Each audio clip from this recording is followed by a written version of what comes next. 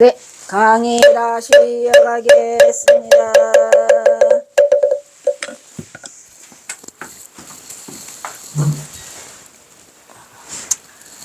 그래도 이름도 참, 이런 것들이 제가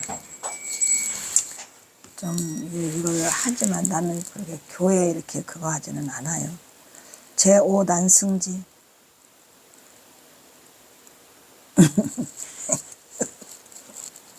이름이 그 이름일 뿐이에요. 그 금강경이 참 좋아. 금강경도 너무 많은 말이 나오긴 하지만 이름이 이름일 뿐이에요. 뭐 제5난승지가 있겠습니까? 있답니다. 에서는 어떤 것에도 지배되지 않는 평등한 마음을, 어떤 것에도 지배되지 않는 평등한 마음은 그냥 삼매에 들어오면 끝이야. 삼매가 모든 것을 해결해 준다니까. 제6현전지에서는 눈앞에 나타난다는 거죠. 일체는 허망하여 오직 마음의 활동에 지나지 않음을 깨달으며, 깨달을 것도 없어. 삼매에 들어오면 이 마음의 활동에 지나지 않는다는 것을 알지도 않고 모르지도 않아요. 이게 필요 있을까요? 어쨌든 이렇게 다 갈라놨으니까. 제7원행지에서는 열반에도 생사에도 자유로 출입하고, 제8부동지에서는 어느 지혜가 다시는 파괴될 수 없는 경지에 다다른다. 부동지니까. 굳이 이름을 붙여서 한 거지, 그나마 부처님이 금강경에서 그 이름일 뿐이지, 이름일 뿐이야. 이름일 뿐이에요. 없어요. 그여의 목적에. 뭐냐 이게. 제5난승지, 제6현전지 뭐냐? 제7원행지, 제8부동지. 그거나 누가 이렇게 지어놨어. 과연 부처님이 이렇게 지어놨겠죠. 그리하여 목적에 사로잡히지 않고 제9선해지, 선해선인. 이거는 부처님 이름이 선해선인이었죠. 선해선인이 야소다라 공주를 만나는 장면. 오 마이 갓. 꽃을 줘. 그래서 다음에 만나자라고 약속한 게 선예선인가? 그 야소다라 공주죠. 에서는 불타의 비밀의 법장에 들어가 불가사의한 대력을 획득하고 제시 법운지에서는 우수한 열애가 대법에 비를 뿌려도 이를 다 증득하며 스스로 대배 대자비심을 일으켜 중생의 무명과 번뇌의 불길을 꺼버리더라. 법운. 그래서 또 법운 스님이 또 많아. 여기도 법운, 저기도 법운, 법운이 최고야 해가지고 법운스님 있는데 아마 이 법운지 때문에 그런 것 같아요. 따라서 십지보살, 십지 전체를 통하여 보살은 자신을 위하여 깨달음을 구하는 동시에 다른 사람을 위하여 깨달음으로 향한다는 이타행, 아시겠죠? 이타행을 닦는 것이 중요하다 이런 말이에요. 우리가 이건 참 옳은 말인 것 같은 게, 만약에 불교가 저도 성질이 더러워서 불교가 이타행이라는 것을 만약에 이거를 내세우지 않았으면 저는 불교 안 믿어요. 뭐들라고 불교 믿어? 저 혼자 잘났다고? 이 길을 제시했기 때문에, 상구불이 하와중생이라는 길을 제시했기 때문에 뭔가에 남에게 도움이 되고 이타행이 되기 위해서 그래? 그럼 한번 해보자 이러는 거지, 저 혼자 깨달아도 뭐가 걷는가. 제7회에서는 지금까지의 설법이 요약되어 설명되고 있으며, 제8회에서는 선제동자, 제8회에서는 선제라는 소년이 차례로 53명을 찾아가서 법을 구하는 이야기가 실려있다. 그리고 그 53명 중에는 보살만 있는 게라고, 비구, 비구니, 소년, 소녀, 우바세, 우발리, 의사, 비사공신, 인선, 그러니 외도 바라문 등이 다 들어가 있더라 이런 얘기죠. 이게 우주의 삼라방상의 현상계의 그 자연의 법칙이기 때문에 이들을 떠난 부처도 없고 이들을 떠난 선제도 없어요. 중생을 떠난 부처가 뭔 필요가 있어. 지 혼자 부처라고 잘난 척 해봐야지. 중생에게 뭔가 도움을 주고 깨달음을 주고 구함을 주고 이렇게 이타행이 있어야 되는 거죠. 그게 불교의 근본 자비정신 아니겠습니까? 이는 구도심에서는 계급도 종교도 문제가 되지 않아 라는 정신이 담겨있더라. 계급과 종교와 비구, 비구니, 우바세, 우바니도 필요 없더라. 왜 남녀를 구분할까? 아니, 제가와 추가를 왜 구분할까? 어쩌다가 머리를 깎은 거지요. 어쩌다가 머리를 기른 거고요. 이 머리에 도가 있나요? 제일 싫은 게 그거예요. 난 머리를 되게 기르는 걸 좋아해. 근데 나만 좋아한 거 아니야. 경호 스님도 머리 기르는 거 엄청 좋아했어요. 절대 안 깎아요. 나도 안 깎아요. 저는 이게 이렇게 된 게 20살 때부터 지금까지 깎지를 않았어요. 내가 그냥 하고 있는데, 머리에 도가 있나? 어이가 없다니. 자, 그 다음에.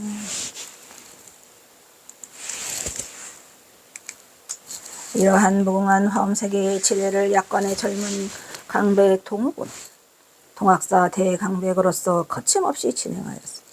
동학사에서 동욱의 화엄화 강원 수업은 당연히 그 인기가 으뜸이었더라.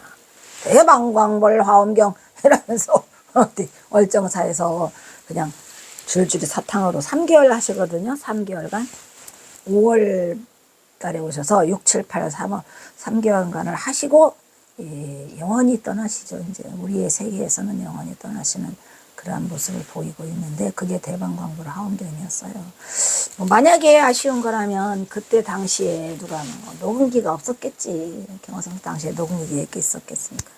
누가 그거를 기록을 해놨다면 그 앞에 우리가 왜 그 뭐죠? 경화성사 1화에 조금은 있어요. 대나무도 돼요. 뭐 대방광불 화엄경 그 한번 7글자 그거는 돼 있더라고. 근데 나머지 전체는 안 돼 있어.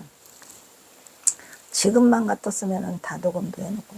만약에 지금 경호선사가 이 시대에 놔두셨다. 에이?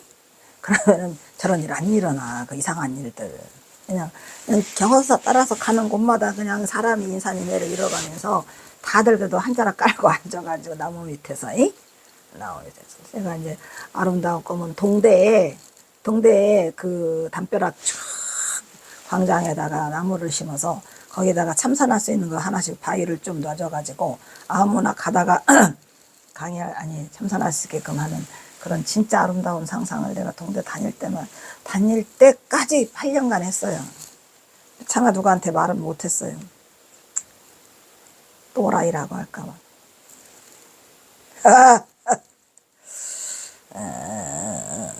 그래서 동욱강백의 수업 시간에는 빈자리가 하나도 없이 전국의 학생들이 꾸역꾸역 몰려드니 동학사 그 뭐시기가 골짜기가 인산인해를 이루었다. 동학사 가고 싶어. 오늘 아침에 새벽에 산책하면서 번뜩 생각 드는 게 내가 동학사를 좀 오랫동안 안 갔구나. 동학사 가고 싶다. 동학사 중에서 경화선사가 가장 많이 계셨던 곳이 어디게요? 이건 비밀인데. 이건 비밀. 예. 근데 거기 그 산신각이라고 있어요. 산신각. 예? 산신각 삼신할머니한테 가장 많이 경화선사가 대화를 나눴던 그런 곳이에요. 그러니까 근데 동학사도 가보면 정말 어이가 없는 게 일반인은 접근도 못하게 해놨어요. 어떻게 보면 너무 쌀쌀맞다 그럴까? 절이 좀 아늑하고 포근하고 비구니 스님들이 있으니까 해야 되는데 그냥 반질반질 깨끗하게는 해놨는데 아주 그냥 찬바람이 휑휑 돌아요 스님들이. 어쨌든 이 절에 갈 때마다 제가 느끼는 거 속상하구나. 이 절이라는 것은 사찰은 사람들이 힘들고 외롭고 너무나 고통스러울 때 가서 따뜻한 밥한끼로 부처님의 손길로 스님들이 우리를 따뜻하게 해줘야 돼요. 그래서 거기서 용기를 얻고 다시 나와서 살아갈 힘을 주고 해야 되는 게 그게 보살의 길이고 그게 자리 있다고 응? 그 부처님의 제자단데 그 중들의 할 일이거든. 안 해요.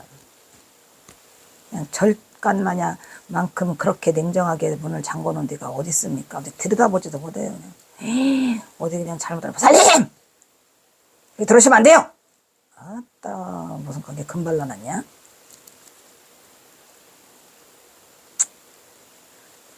가슴이 너무 아파요. 나 얼마나 많이 울었는지 가서 갈 때마다. 내가 원하던 그러한 절이 아니라 다 동학사 가고 싶네요. 보통 강원에서 화엄경 수업은 특히 수준이 제일 높은 대학원에 강의했어. 강원 수업의 맨 마지막 단계로 경원은 동학사 강원에서 학자로 그 지위가 최고였더라. 이런 얘기죠. 경화선사를 능가할 자가 있었겠습니까? 근데 지금 경화선사가 가신 지가 2012년에 가셨으니까 아니 1912년에 가셨으니까 2012년이면 100주년 그죠? 그리고 2000 지금 있으니까 113년 됐어요. 113년 됐는데 경허선사를 능가하는 사람도 어떠한 선지식도 없었고 그 앞에도 전무후무야. 제가 다 훑어봤거든요. 전무후무인 역대 중국의 역대 선지식 조사들이라고 해도 이 경허선사를 능가하는 그런 거를 자취를 남기신 분은 아무도 없어요. 그러니까 참으로 안타까운 일이죠. 가신 지 200년도 안 됐는데 벌써 다 잊혀져 가고 있어요. 경허선사가. 안 한다니까. 에? 안 한다고? 대한민국 조계종 도대체 뭐하는 건지. 경허선사를 살려내야 될 거 아니에요. 어이가 없어요. 어? 저런 인류의 스승과 인류의 보배가 바로 우리 앞에 있는데 우리의 스승인데 아예 하질 않아. 경허선사 그 센터 만들어 달라고 조계사 마당 위에다가 다른 거 쓸데기 없는 거 자꾸 짓지 말고 뭐 언제는 자승스님이 제가 어이가 없는 게 자승스님이 그만두고 그 뭐지 하고 나올 때 그 막 봉은사로 이전을 한다 해가지고 막 봉은사 그 주변에를 막 다 저기 하고 막 거기에 봉은사에서도 무슨 선센터가 생긴다 그래서 우리 집이 봉은사 뒤였어요. 그러니까 봉은사가 경기고등학교에 연결되어 있는데 경기고등학교하고 봉은사하고 연결되어 있으면서 경기고등학교 후문이 우리 집이야. 지금은 여기 이사를 왔지만 그때 당시로. 그래서 경기고등학교 후문으로 들어가서 그 산길을 타면 봉은사가 나온다니까요. 나는 봉은사 종소리를 매일 들어요. 새벽마다. 그리고 봉은사를 매일 갖고 하루도 안 빠지고. 근데 비 오는 날은 못 가잖아. 비 오는 날은 그냥 창문에서 그 봉은사를 향해서 기도를 하고 예불을 모시고 했는데 어이가 없는 게 뭔지 알아요? 그 봉은사 뒤에 선센터 만들었는데 가보니까 그 예식장이 돼 있어. 예식장. 지금도 있어요. 웨딩홀. 일단 거기 봉은사를 갈 때마다 슬픈 거야. 속았구나.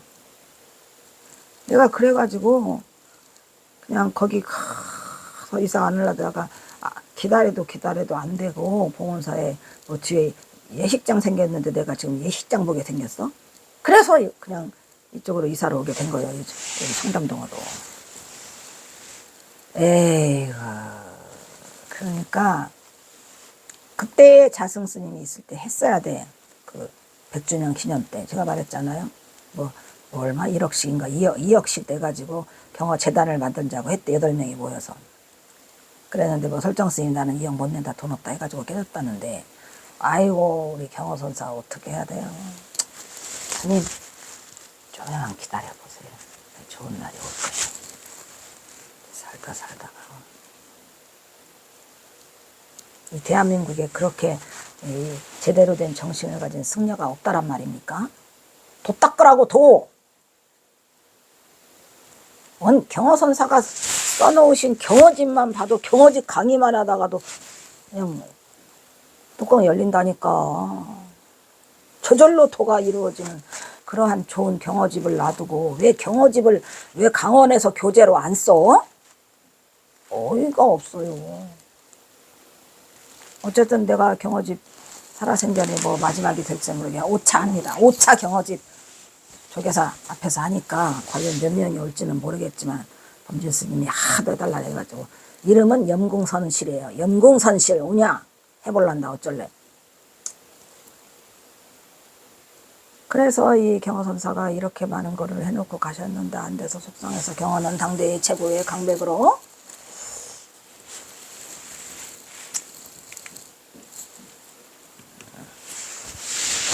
그래서 경허는 당대의 최고의 강백으로 그 이름이 조선 팔도를 호영하였더라. 이런 분이 계시는데 이게 뭔 일이란 말인가. 하면서 참 복조가리도 더럽게 없는 것 같아요. 그만큼 경호의 실력은 당대에서 그를 등가할 자가 없었으니 가히 경호는 최고의 강백으로 그 이름은 팔도에 쩌렁쩌렁쩌렁 울리고도 남았더라. 이런 얘기요. 오 마이 갓. 이게 뭐냐. 제가 그린 거 아니에요. 우리 딸이 그린 거예요. 이 인간이 미쳤나봐. 그냥 말만. 야, 나 우리 동학사 경호선사야 2대 강백 그림 좀 그려. 그러면 얘가 이렇게 그려놔요. 내가 그린 거 아니에요. 재밌죠? 그럼 가지고 오면 한 번씩 웃는 재미로 한 200장 가까이 그려줬어요. 얘가. 예, 똘마니들 이렇게 앉아있죠. 이게 경호선사 정말 웃겨? 웃겨. 똘마니들 갑니다. 제28장 자식을 나누기로 한 약속.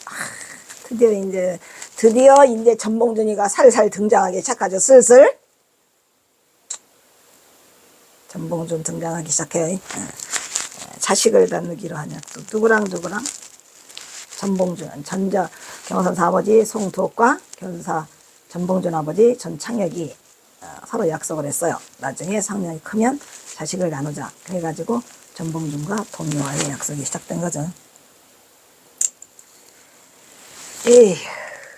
자, 전봉준의 부친 전창혁은 경호의 부친 송두옥과는 여기는 그냥 동갑이라고 썼는데 사실은 3살 차이가 나요. 그들은 매우 친한 동무였으니 그것은 윗대의 조상 때부터 친했어요. 여산송 씨가 천안전 씨 집안들과 매주 가까워서 어디서 가깝다 그랬죠? 당촌마을 고창에 덕정리라는 곳이 있어요. 덕정리에 덕이 있는 우물이 있는데 그 우물을 먹고 자란 사람은 덕인이 된다 했는데 경호선사가 그 작은아버지 그러니까 전봉준 장군의 비서실장이었던 송희옥이에게 덕인이라는 그 저기를 이름을 지어줘요. 호는 뭐랬죠? 칠서. 오 마이 나도 칠서 할래. 칠서가 뭔가 얘기했죠? 칠서라는 위대한 이름을 지어줬어. 그래서 이 덕인이라 고창에서 여산송 시내도 그 집성촌이 좀 있었고 거기에 5개 성들이 그리 이사를 온답니다. 고창군 당촌마을 쪽으로. 거기에 여산송 씨가 있었고 전봉준 장군은 또 그때에 여산송 씨가 와서 같이 저기 천안전 씨랑 집성촌을 이루면서 살다가 경호선사 아버지가 그 부인이 그 밀양박 씨가 익산군 왕국면에서 시집을 오는데 또 다행히도 익산에 밀양박 씨도 집성촌이 있었지만 여산송 씨 집성촌이 있었어요. 왜냐면 여산이 가깝잖아요. 여산 경호선사네가 여산송 씨야.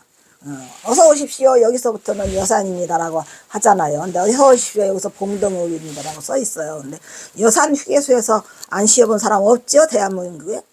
나는 여산 휴게소 가면은 그 된장찌개를 먹어. 근데 이 된장찌개가 왜 이렇게 맛있나 했는데 나중에 경호선사네 고향이 바로 옆 동네더라고. 오 마이 갓. 그 여산 휴게소예요. 그래서 천안전시 집안들과 매우 가까운 친분을 가진 관계로 송두옥의 권유로 전창혁이 전봉준이 2살 무렵부터 그때 이사 오라 그랬죠? 여기 빨리 이사 와. 너 봉준이 피덩이 데리고 와. 여기에 봉상면 9mm에는 성인이 출연한대. 어이구 여산송 씨 우리 그 송두옥이 자기네가 이사 가지 않고 전봉준한테 그거를 양보하는 이런 위대한 성인이 있었어요. 나는 송두옥이가 더 성인 같아. 나 같으면 야 우리 그리 이사 가자. 바로 옆 동네니까. 한데 그게 아니고 야 창혁아 빨리 와라. 에이? 미리 이사 오면은 그 성인이란단다. 구미 성인출이라고 있잖아요. 김상기 박사가 써놨잖아.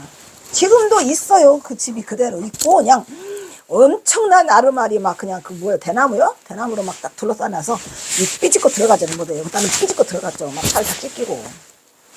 근데 이거는 실화야. 그러니까 내 말만 믿고 한번 가보세요. 그대로 있고 전봉준 장군 그림도 벽마다 다 그려져 있어요. 놀라움이죠. 그 할아버지 계셨는데 나한테 그 글씨도 주셨거든요. 근데 자기가 전봉준 연구가라고 하더라고. 그래서 대단한 거죠. 그래서 신분을 유지한 관계로 송독의 권유로 전창에게 전봉준이 2살 무렵, 말은 2살이에요. 햇수로는 2살인데 실제로는 8개월, 10개월. 그러니까 나자마자 1살, 그 다음에 이제 10개월 넘어와서 이렇게 썼죠. 14세가 되기까지 어렸을 때 성인이 탄생한다는 봉상명 구밀이 명당 마을에서 이웃하며 살았더라. 이런 얘기죠. 서로. 예. 경허의 고향 역시 봉상명 구밀이와 맞닿은 우동면 구암리가 되고 있어. 전봉준과 경허의 동생 동희와 전봉준은 이웃의 어린 시절부터 14년을 살아요. 14세까지 살고 전봉준이 이사를 가요. 뭐 정읍 황새마을인가 그리 이사를 가요. 그래서 정읍 황새마을로 이사를 가가지고 경허선사 여동생은 정읍 황새마을로 시집을 가요. 그래가지고 죽은 후에 그 정읍 뭐 소금동? 소금동인가 있어. 그 집소자에다가 세금자, 그러니까 새해가 집을 짓는 연소열이죠. 내내 연소열. 그 제비집처럼. 소금동에 가서 묻히거든요. 할머니랑 같이, 어머니랑. 에이, 속상하다. 또 이제 전봉준 나오니까 또 속상하기 시작하는구만. 가슴 아파. 그것은 1856년부터 1868년까지 전봉준이 다시 정읍 황새마을로 이사갈 때까지 12년의 기나긴 기간 동안 그들은 어린 시절을 함께 보내더라. 왜냐면 전봉준 장군이 1855년생이에요. 그 이듬해로 치면은 56년부터 이렇게 사게 돼. 원래는 55년 10개월 때 오는데 10개월 때 오지만 10개월 때쯤에 오지만 55년 12월 5일생이니까 56년부터 하는 거예요. 뭔 말인지 아시죠? 전봉준 장군은 1855년 12월 5일생이에요. 그러니까 10개월 된 핏덩이가 온다니까. 그래서 거기서 14세 될 때까지 살다가 가니까 만 12년을 이 경허선사 여동생과 서당을 같이 다녀요. 뭐 그 정도면은 뭐 엄청 친했겠지, 안 그래요? 더군다나 경허선사 여동생이 그 전봉준 장보다 4살 위에야. 누나 하며 따랐겠지. 이웃 서당리에 있는 서당을 함께 다니며 같은 송훈몽, 거기 가니까 훈몽이 송진사야. 경허선산에 친척이 있어요. 사촌이. 동문수학하면서 성장하다가 전봉준이 14세에 처음 살던 곳으로 이사를 갔더라. 경허가 1857년 그의 나이 8세 때 부친을 여의고 서울로 상경하여서 이듬해 1857년 청계사로 출가를 하게 되었어요. 그때 이제 출가사 하니까 다시 여동생이랑 데리고 이 마을로 이사를 오게 되죠. 그 밀양박 씨가. 부친 송두억이 사망하자 또 입술이 바짝바짝 말라요. 에이씨.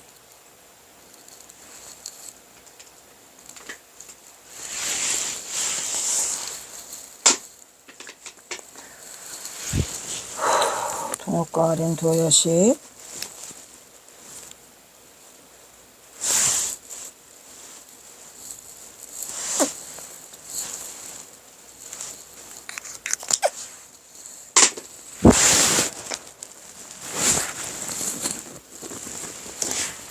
의유로 부치는 동옥과 어린 도여식 동해와 동숙이를 데리고 한양 근처 시흥현으로 상경하였다가 거기서 동옥을 청계사로 출가시키고 청계사에서 1년을 동욱이랑 같이 살았다 그랬죠? 너무 어려가지고 못 가니까 개어스님에게 영예를 구하고 살다가 다시 고향마을 전주 우동리로 데려가요. 거기에는 옆 동네에는 아직도 전봉준이 살고 있어요. 그곳에서 살고 있던 전봉준과 만나 어린 시절을 함께 보내게 되었던 것이었으니 1858년은 전봉준의 나이가 4살, 경허의 두이의 나이는 8세. 따라서 전봉준이 2세부터 구밀에 살았다는 것은 일찍이 경허선사 부친 송도에게 자신의 친구 전창에게 전봉준을 낳자마자 빨리 와. 성인이 출연한대. 예로부터 이거 구밀이가 성인이 출연한다 하였습니다. 대단하신 송도에게 그 성인이 난다는 자리를 그냥 여기야 뭐 우동리도 거북바위가 있어서 이미 성인이 출연한다고 옆부터 있으니까 옆 동네로 이사를 와서 이 두 거목이 전봉준과 경허가 만나게 된 운명적인 이야기들이요. 이게 키울 것을 권하여 10개월이 지난 전봉준을 데리고 빗덩이를 데리고 전창역은 이곳으로 이사를 하였던 것이었던 것이다. 그 1857년 젊었었지요. 경허에 붙인 송독이 우라병으로 사망을 하자 경허는 전창역으로 하여금 부친을 대신하여 그를 따르고 또 전창역을 아버지처럼 따랐어요. 그냥 아버지 하면서. 그래서 부친을 대신하여 그를 따르고 전창역은 이후 경화의 가족들을 자식처럼 다 돌봐요. 전봉준이 성장하자 경화선사의 부친과 일찍이 약속했던 자식을 나누어 가지기로 한 약속. 경화의 바로 아래 여동생과 전봉준이 혼인을 하니 경화와 전봉준의 관계성은 운명적으로 천황과 배부가 되었더라. 이런 얘기요. 슬픈 이야기죠. 이거를 정말 우리는 너무 늦게 알았어요. 너무 늦게 알았어. 2017년에 알았으니까. 2017년에 알았죠. 그것도 그거라도 알게 돼서 너무 감사하고 또 이 자리를 빌어서 또 이거를 제보해 주신 우리의 김태준 선생님 잘 계시나? 김태준 선생님이 역사적 사건을 제보해 주셨죠. 다들 고마우신 분이고 그분도 이제 그 경험사 발자취 선착순에 1차 BTN BBS의 광고를 때리니까 그 몸이 많이 아팠답니다. 병원에 입원하고 있었고 그랬는데 그 우연히 그 광고를 보고 온 거야. 그래서 1차서부터 28차까지 다 오고 그 이후로도 전봉준 장군 뭐 유령제 다 도와줘요. 끝까지. 그렇게 해야 그들 전봉준과 송동이 둘은 그러니까 이렇게 조력자들이 나타나야 돼. 그래서 이제 그거를 제보를 해줘야지 제가 움직이죠. 그죠? 제가 신도 아니고. 그래서 그러자마자 이분이 경화선사의 그 전봉준 장군의 족보를 보고 나한테 제보를 했고, 그러자마자 또 경화선사가 쓴 그 연길 의제, 전봉준에게 보내는 그 혼사, 날짜와 신랑이 오치수 써있는 그 연길 의제라는 글씨를, 그죠? 글씨가 옥션에 떴다고 나한테 또 누가 제보를 해오잖아요. 뭐 이런 분들의 도움이 있어서 제가 여기까지 오게 된 거죠. 그렇게 하여 그들 전봉준과 송동이 둘은 어린 시절 적어도 11년을 함께한 마을에서 서로 의지하며 어린 시절을 성장했더라. 어려서 서당 또한 같은 스승 밑에는 송진사 혼목 밑에서 동문수화가 동기동창이야? 이런 걸 동기동창이라 하던가? 뭐라 그래요? 오냐 아이들의 애년은 더욱 죄정하였다. 전봉준의 부친 전창혁과 경호의 부친 송두학은 1827년생 같은 나이로 동갑이다가 아니고 전창혁은 27년생이에요. 송두옥은 24년생, 1824년생. 이것은 전봉준과 경호의 관계성에서 일부러 제가 친한 것처럼 하려고 나이를 이렇게 해서 했는데 실제 나이는 송두옥이 3살 많아요. 이것은 전봉준과 경호의 관계성에서 본다면 경호의 부친은 당연히 여산 송씨 2개, 그에 따른 경호에서 2개 동생이 있었는데 경호선사는 여동생이 하나더라 둘이더라. 또 그 아래 2년에 또 있어 연년생이. 우선 그중 바로 아래 여동생이 경호와는 2살 차이로 이 여동생이 송동이에요. 전봉준은 1855년생으로 동해하는 4살 차이. 경화선사는 6살 차이. 경화의 또 다른 여동생 송동숙이는 동해하는 연년생이에요. 경화와는 3살 차이. 그 연년생하고 싸워 안 싸워요? 천장암에 가서 돼지게 김 넣고 싸우죠. 그러니까 이제 그 여동생은 혼인을 안 해가지고 어머니랑 같이 천장암으로 오게 돼요. 응? 천장암으로. 혼인을 하지 않고 있다가 천장암에서 모친과 태어스님 그리고 경호야 한동안 한 3, 4년 같이 거주하게 되죠.